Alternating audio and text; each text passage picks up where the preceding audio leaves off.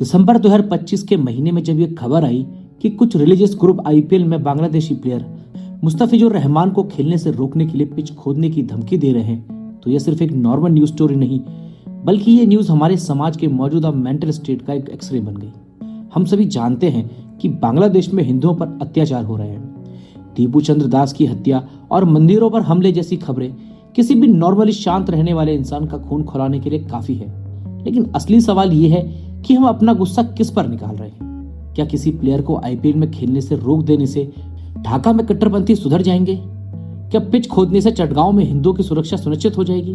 जवाब हम सब जानते हैं कि ऐसा नहीं होने वाला। तो फिर हम ऐसा करते क्यों हैं? दरअसल ये एक मेंटल स्टेट है। साइकोलॉजिस्ट इसे डिस्प्लेस्ड एग्रेशन कहते हैं। जब हम असली गुनहगार का कुछ नहीं बिगाड़ पाते तो हम जो हमारे बस में होता है, जैसे एक अकेला खिलाड़ी पर अपना गुस्सा उतार कर खुद को तसल्ली देते हैं कि हमने बदला ले लिया। लेकिन ये न्याय नहीं, ये हमारी लाचारी है।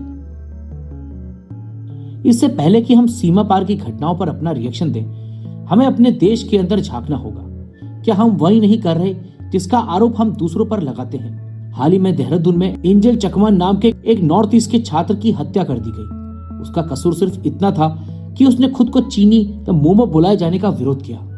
और इंटॉलरेंस का यह चेहरा सिर्फ देहरादून तक सीमित नहीं है। अभी 29 दिसंबर को वाराणसी में कुछ जापानी पर्यटक आए थे और वो सैंटा की हैट पहन के घूम रहे थे, जिस पर वहां पर मौजूद लोकल्स ने आपत्ति जताई, सरेआम हाथ जोड़कर माफी मंगवाने पर मजबूर कर दिया। पुलिस बाद में भले ही इसे गलतफहमी कहे, लेकिन क्या अतिथि देवो भव वाले देश में मेहमानों को डराकर माफी मंगवाना सही है? यही हाल अभी बरेली में दिखा, जहां एक कैफे में बर्थडे मना रहे दोस्तों को लव जिहाद के झूठे शक ने भीड़ ने पीट दिया और हैरस किया, सिर्फ इसलिए क्योंकि वो अलग अलग धर्म से थे। जरा सोचिए, जब बांग्लादेश में किसी हिंदू को उसकी पहचान या धर्म के कारण निशाना बनाया जाता है तो हमें तकलीफ होती है। लेकिन जब हमारे ही देश में, हमारे ही एक राज्य में, हमारे ही देश के एक नागरिक को उसकी शक्ल सूरत के कारण मार दिया जाता है, तो क्या ये हेट क्राइम नहीं है?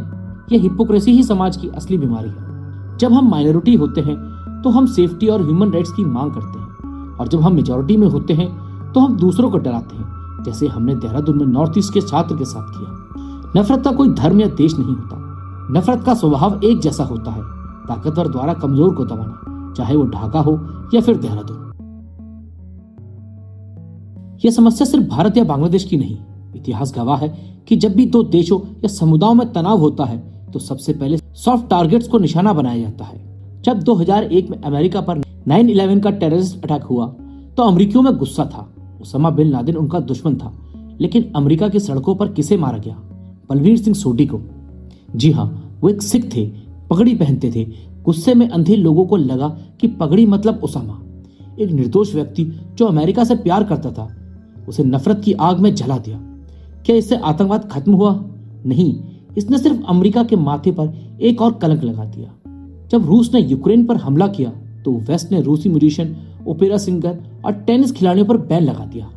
उन्होंने ग्रेट म्यूजिशियन चैकोस्की के म्यूजिक को बजाना बंद कर दिया, जो 100 साल पहले ही मर चुके हैं। जरा सोचिए, 19वीं सदी के एक म्यूजिशियन के म्यूजिक को रोकने से क्या व्लादिमीर पुतिन के टैंक रुक गए? यह सिर्फ एक दिखावटी प्रोटेस्ट था, जिससे दुनिया को लगा कि वो कुछ कर रहे हैं, जबकि असल में कुछ नहीं हो रहा था। यहाँ भी यही हो रहा है।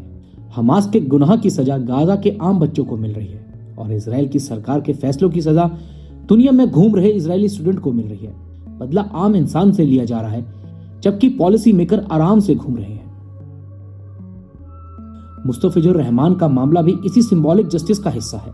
जब हम कहते हैं कि मैच नहीं होने देंगे, तो हमें एक मोमेंट के लिए जीत का एहसास होता है। हमें लगता है कि हमने अपनी ताकत दिखा दी, लेकिन असल में ये हमारी डिप्लोमेटिक हार है। अगर भारत एक प्लेयर को खेलने से रोकता है तो दुनिया क्या देखती है?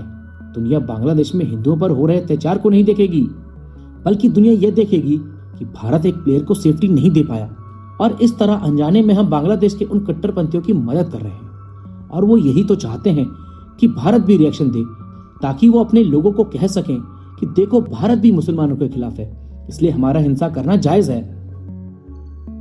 अब यहाँ आकर हम एक बहुत बड़े दोराहे पर खड़े हो जाते हैं। हमारे मन में सवाल उठता है कि अगर हम पिच ना खोदें, अगर हम मैच ना रोकें, तो फिर हम क्या करें? क्या हम हाथ पर हाथ धरे बैठे रहें और अन्याय को चुपचाप सहते रहें? इसका जवाब है बिल्कुल भी नहीं। चुप रहना कायरता है, लेकिन चीखने चिल्लाने और अपनी ताकत दिखाने में बहुत फर्क होता है। हमें ये समझना होगा कि बदला लेने का सबसे सही तरीका क्या है।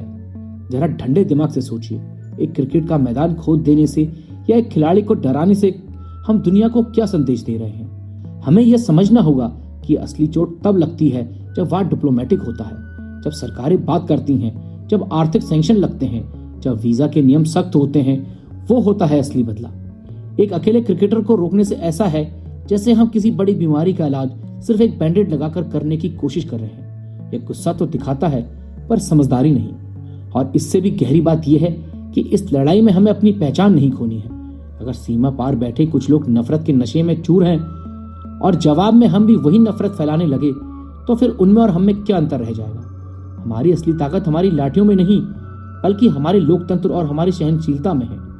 हमें दुनिया को दिखाना होगा कि हम उनसे बेहतर हैं, हम उनसे ज्यादा समझदार हैं। लेकिन दोस्तों, दुनिया को सुधारने से पहले हमें एक नजर अपने आईने में भी डालनी होगी। हम दूसरों से न्याय की उम्मीद तब तक पूरी नहीं कर सकते जब तक हम अपने ही घर में न्याय न करें। देहरादून में इंजन चकमा के परिवार को जब तक इंसाफ नहीं मिलता, तब तक बांग्लादेश में हिंदुओं की सुरक्षा की मांग करने वाली हमारी आवाज में पावर नहीं होगी। जब तक हम अपने ही ड्राइंग रूम में बैठकर अपने ही देशवासियों को चिंकी, बिहारी या मद्रासी कहकर छोटा महसूस करते रहेंगे, तब तक हम एक कमजोर समाज बने रहेंगे। जिस दिन हमने अपने घर की इन दरारों को भर दिया, उस दिन हमें किसी पिच को खोदने की जरूरत नहीं पड़ेगी। हमारी एकजुटता ही हमारे दुश्मन के लिए सबसे बड़ा जवाब होगी। यही सिर्फ आगे बढ़ने का सही रास्ता है। मार्टिन लूथर किंग जूनियर ने कहा था, अंधेरे को अंधेरा नहीं मिटा सकता, सिर्फ रोशनी मिटा सकती है। नफरत को नफरत नहीं मिटा सकती, सिर्फ प्रेम मिटा सकता है। मुस्तफिजुर रहमान सिर्फ एक व्यक्ति है, एक खिलाड़ी है जो खेलने के लिए आए हैं। उसे रोकना, डराना या अपमानित करना हमें एक मजबूत राष्ट्र नहीं बनाता, बल्कि एक इनसिक्योर भीड़ के रूप में दिखाता है। समाज के तौर पर हमें यह तय करना होगा कि हम क्या बनना चाहते हैं।